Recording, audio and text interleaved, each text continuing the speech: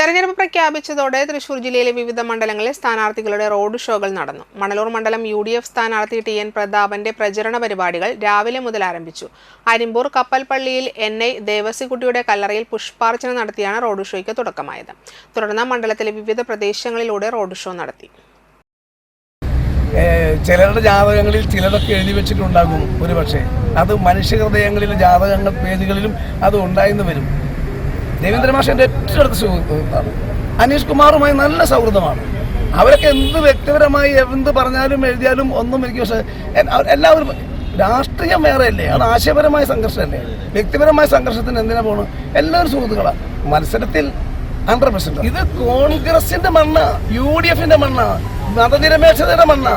ആ മണ്ണിൽ കഴിഞ്ഞ ഒരു 10 വർഷമായി ആ മണ്ണിൽ ഒരല്പം ചെറിയ ഒരു ഇളക്കുണ്ടായി. ആ മണ്ണിന് ഞങ്ങൾ UDFന്റെ പക്ഷത്ത്, കോൺഗ്രസിന്റെ പക്ഷത്ത് ഉറച്ചു നിർത്തുകയാണ്. ഇത്തവണ ഉറച്ചു നിർത്തുകയാണ്. No doubt 10+. എഴുതി വെച്ചു.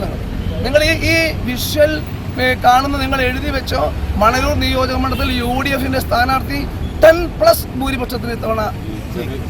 BJPയും RSSും സംഘപരിവാറും എന്തൊക്കെ അടവുകൾ ഇവിടെ കാണിക്കുന്നത് ഇത് നോക്കിയോ. കുറച്ച് ദിവസം എന്തൊക്കെ കാണിക്കും, അത് സോഷ്യൽ മീഡിയ കാണിക്കും, പോസ്റ്ററായിട്ട് കാണിക്കും, പല രൂപത്തിൽ വരും. അത് ഈ കണ്ണുകൊണ്ട് കണ്ട് ഈ കണ്ണുകൊണ്ട് വിടും, ഈ ചെവി കൊണ്ട് കേട്ട് ഈ ചെവി കൊണ്ട് വിടും. ജനങ്ങളുടെ ഹൃദയത്തിൽ ജനങ്ങളുമായി നേരെ ഇടപെടും.